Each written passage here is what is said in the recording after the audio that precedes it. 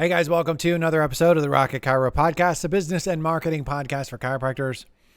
My name's Jerry. I'm your host. Welcome again to this podcast series for brand new chiropractors and chiropractors who are struggling. We're going to talk a little bit today about small business and about understanding your business and just give you some basic things to think about as you take on this being a small business owner part of being a chiropractor. If you haven't checked out the other episodes yet, please do. The very first episode, we talked about just an overview and understanding your situation as a chiropractor. The second episode, we talked about understanding who you are, understanding your patients, getting clarity in that. Now we're going to talk about your business. Now, if you want additional help, you can go to Rocket Chiro and check out my Next Step program. If you want a better chiropractic website, check out the Rocket Chiropractic website. You'll be glad that you did. I'll be glad to help you in that area as well. So one of the things that I said in the reality check podcast that I did in this series is I just talked about the fact that there's not a lot of small business. There's not a lot of jobs that are available to chiropractors. When you get out of school, it's not like you have this 10 or 15 different options and you're going to get paid, 6 figures plus to be a chiropractor working for somebody else. Like that generally doesn't happen. If you're going to make a good living as a chiropractor, most likely you're going to have to be a small business owner. What that immediately does is it puts you in a leadership position. And it's really, really important that you embrace that leadership position. When you work for somebody else, and I'll use my first real job as an example. My first real job was at Burger King. And I say real job, meaning the first job that they took taxes out. That was at Burger King. And when I showed up at Burger King, they told me what to wear. They told me when to show up. They told me what to do. They weren't asking me to be creative. They weren't asking me to come up with solutions to problems. They weren't asking me to be unique or any of those things. Somebody had already decided how this business ran. And they basically just, I was sort of a cog in the machine. Like, here's how you do this job. When you're a chiropractor and you own your own practice, one of the exciting things and horrifying things about owning your own practice is it's sort of like, instead of somebody giving you an operation manual saying, this is how this job works, it's like somebody giving you a stack of blank papers and says, hey, have fun, do what you want. And that can be horrifying because it's like, wait, what do you mean? Like, where do I start? And I will tell you, a good place to start is to stand on the shoulders of giants, stand on the shoulders of people that have come before you, whether that's that's paid coaching, whether that's a mentor, a friend, someone that's been out in practice for a while. There's this saying of imitating before you innovate. And I think that there's a lot of truth in that. You have to look around and say, what are things that have worked for other people? And how can I take that business model, that business idea, that business approach? How can I take that and apply it to my situation and my skill set and make that work? But ultimately, you're making these decisions. You're in a leadership position, whether you're completely by yourself and you're only dealing with patients or you have staff. It doesn't really matter. You're in charge. It's your baby. The buck stops with you. And if you don't embrace the fact that you're a leader and you take the approach of being in private practice as a worker bee, and you're sort of just wanting to be told what to do, you're going to really, really struggle in practice. And so getting your mind, and maybe it's not fair. Maybe you'd rather be a worker bee, but back to our first podcast, that's not really the reality for most chiropractors. So I want to encourage you to do is just really lean into the fact that whether you're dealing with patients or dealing with staff, or you're just completely by yourself, setting up your schedule and setting up like the structure of how you do your business, it's on you. You're the leader. You're in charge. Take that, own that, and you're going to be well on your way to heading in the right direction. Next thing we need to talk about is structure.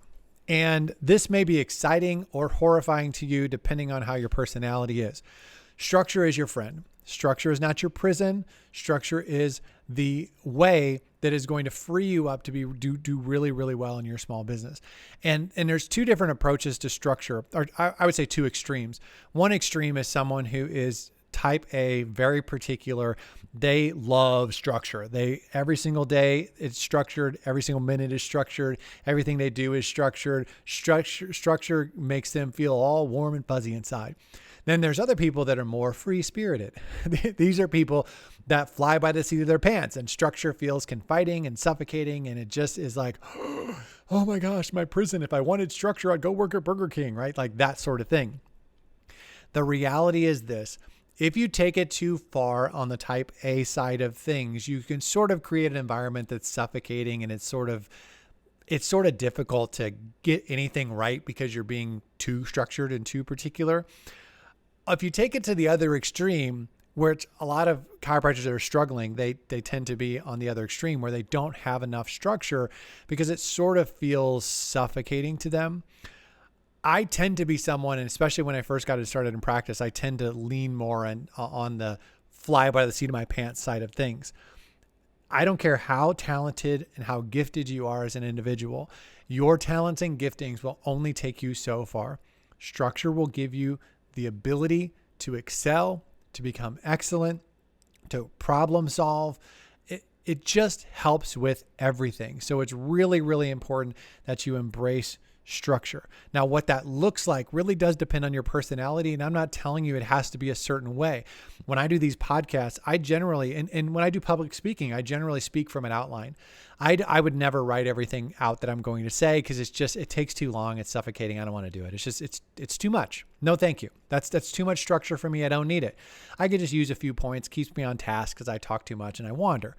So that's my structure. It is an outline. It's key points, highlights. Somebody else, and I have friends that are this way, they do public speaking all the time. They type everything out, like word for word. They type out what they're going to say because that helps them settle down and feel more comfortable. And that's the way that they like to do it. So if you take those two examples and you apply them to your business, how you go about doing things, the method to your madness, the thing that you're creating, you have to have some structure, whether that is more simplified structure or more detailed structure. You got to have structure. I just said structure a lot. All right. Next thing is this, write it down. This is more for the fly by the seat of your pants people like me. If you don't write it down, it's not real. It doesn't exist. If you keep it in your head, that's not a real plan. That's not a real structure. If a lot of chiropractors will, even, especially when they work by themselves, or maybe they only have one staff person, they have a little bit of like a how things are supposed to run going on in their head, but they've never written it down in any capacity. When you do that, it's difficult for your staff because they don't exactly know what the standard is. It's also difficult for you because it takes up some bandwidth in your brain when you just don't have stuff written down and sort of an established way of doing things. So I want to strongly encourage you, write it down. Doesn't have to be perfect because you're going to change it as time goes on. You figure out better ways of doing things. You're going to change it, which is perfectly fine. We'll talk about that in a second. But just write it down. Whatever way that you are doing, however you're answering the phone, however you're responding to text, however you're doing new patient appointments, however you're paying your bills, however you're opening the mail, I don't care. Whatever the thing is that you have like a method to your madness, just write it down. Make it official. Write it down. When it comes to staff, I got a rule. My rule is train them well and trust them. Train them and trust them. If you do not train your staff well, you're going to have a quality problem. You're going to have people just doing the best they can, or they're going to do nothing at all or whatever. It's just going to be a hot mess. If you don't trust them, you're going to suffocate them.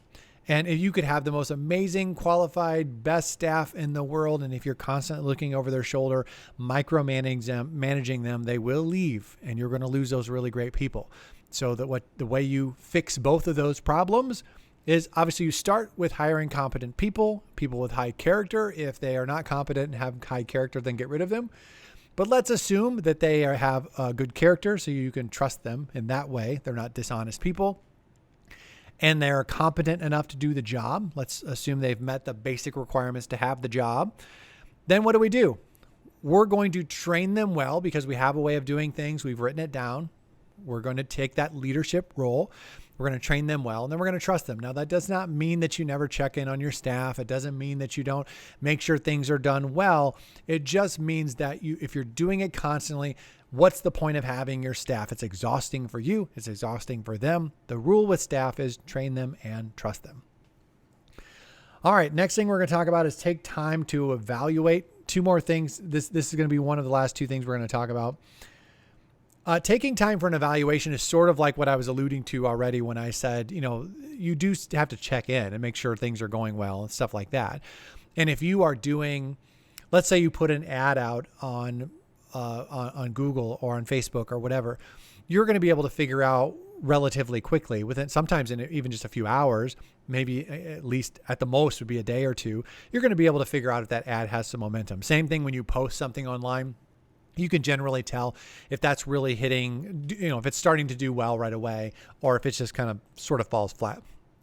There are things that you're going to get information right away from. There's other things that it takes a little while before you figure out how's it going, what's it doing. You may implement a new referral strategy or a new strategy for getting reviews in your practice. You may not be able to get feedback right away that's going to give you a good indication of, should I change this? Should I not? And the rule that I say all the time is, I'll say, when you do have these times to evaluate what's going on, what you're doing is you're asking the question, do we keep it? Do we tweak it? Or do we scrap it? And those questions are asked all the time for the rest of the time that you're going to be a small business owner. Do we keep it? Do we tweak it? Do we scrap it? But if you don't set aside time to step out of the forest and look at the trees, you just sort of get overwhelmed by everything. There's always something to do. There's always a fire to put out. There's always something going on. And if you don't step outside of the situation and look at it and take those moments to do that, what you're essentially doing is you're going to wait until you feel the problem. And if you wait until you feel the problem, it's probably too late. Not necessarily too late to fix it, but you probably could have fixed it a long time ago if you just would have stepped outside of the situation and looked at it. And so some things like an ad, you may look at those things at the end of the week and decide, am I going to keep this? Am I going to tweak it? Am I going to scrap the whole thing and start over? Something like a referral program or some sort of new patient paperwork or something like that. Maybe once a quarter you stop and look and say, oh, we've gone through the first quarter of the year. How's the year going? How's the marketing plan? How's the strategy? How are the things that we're implementing now? Like, how are those things going? And stop and look. Maybe at the halfway mark through the year, you ask, like, how are we doing compared to the year before? Like, how are we doing compared to projections and compared to what we were hoping for? Do we need to change something? Do we need to tweak something? Generally, my rules are this. There's an ongoing tweaking that happens all the time with things that you get feedback from right away. It could be like, oh, I did this post. That kind of stunk. Won't do that again next week. There's some stuff that you're constantly learning about, and you say, oh, that kind of stinks. Whatever. There's also times where I'll make a little bit bigger changes at the quarter mark. I make a little bit bigger changes at the halfway mark throughout the year. And then I'm most willing to make big decisions and big changes at the end of the year, heading into a new year. That's sort of how my pattern works. I use the calendar as a end of the month. I'll take a stop and take a look. How'd the month go? I don't obsess about everything, but let's take how'd the month go. Then when it's a quarter, I look at it a little longer. How'd the quarter go? How we do compared to what we thought. 6-month mark, year mark. You can find your own pattern, your own way of doing things. All I'm saying is, and the main point, and I've already talked about it too long, the main point is have some built-in time in your schedule where you step outside of the forest, outside of the fire, outside of the busyness of being a small business owner and managing all the things you're managing. Step outside of it and try to look at it from a different perspective and see, do I keep it? Do I tweak it? Or do I scrap it all together and go in a different direction? Last thing we're going to talk about is just find better ways, be willing to change. This is sort of why I said, don't put so much pressure on yourself when you're coming up with structure and you're coming up with, when I say write it down, it doesn't have to be perfect. It just doesn't. You can come up with ways of doing anything and everything, whether that's how to answer the phone, whether that's how to text people back, what kind of short-term follow-up, long-term follow-up, how are you dealing with patients? What questions are you asking during a consultation? What exam are you doing during the exam process? What tests are you doing? What equipment? What treatments do you offer? What's the website look like? What is the whatever? There's so many things that you can do and change and tweak, and it can be really, really overwhelming. If the expectation is you have to get it perfect right out of the gate, that's a lot. That's a burden that you're not supposed to carry. What you are supposed to do is, if you have a way of doing things, and it doesn't have to be right or perfect, but this is the way we do things, put a stake in the ground. This is established. And then if a week later or a year later or 10 years later, you come up with a better way, you move the stake. You just say, okay, let's start doing it this way now. Maybe if you're working with staff, you say, hey, let's change it. Let's try this for a month. Let's see how we do. And then we'll evaluate, or you can tell me how it's going. I like to do this with staff. Like when you have staff that works for you, what they need to do is they need to really master the way things are done, the way that you have them when you hire them. This is how we do this work. This is what your job is. This is what is expected of you. This is the standard. They need to do that well. But I would also encourage you, give them the freedom to come up with a better way. Say, hey, if you listen, don't give me your ideas if you haven't come up, if you're not even doing it the way that we're supposed to be doing it. Like, you know what I mean? Like, everything should be done decently and in order. The right order is do it the way that we said it's supposed to be done, the way that we know it works, or the way that we're going to attempt to make it work. But then the other side of it is say, hey, if you come up with a better way or a better idea, let me know. We could try it. Because some of the best things that ever happened in my practice were things that my staff came up with, because they're the ones that are doing that thing. They're coming up with solutions to problems that they have. That's a wonderful, wonderful thing. So the last thing is just find a better way, be open to change. If you're not willing to adapt, even if you're super successful, you say, this is the way we do things, and you put a stake in the ground and you refuse to adapt, you could be the Blockbuster Video of chiropractic, where it's like, I mean, I know none of you, I'm sound a million years old now, but there was a point in time where Blockbuster was an awesome place to be back in the 90s. Like, you'd show up at Blockbuster Video, you get your movie, you hang out. It was so huge. Everybody had a Blockbuster card. It was huge. And then streaming and Netflix and all this stuff started happening, and Blockbuster said, no, we're good. We got a successful business. We don't need to do that. And that refusal to change choked the life out of that business, and that business doesn't exist anymore. I think there's one Blockbuster that's left. I'm not 100% sure, but I think there is. I think it's like a novelty thing. Don't be like that. Be willing to change, even if you're successful. And if you stink, definitely be willing to change, because what you're doing doesn't work. All right, guys, I'm going to go ahead and wrap this up. That's the third podcast in this series for new chiropractors and struggling chiropractors. Once again, if you want help, you can go to Rocket Chiro and find more help with your website or with my Next Step program. I'll be happy to help you however I can. I'll talk to you on the next episode. See ya.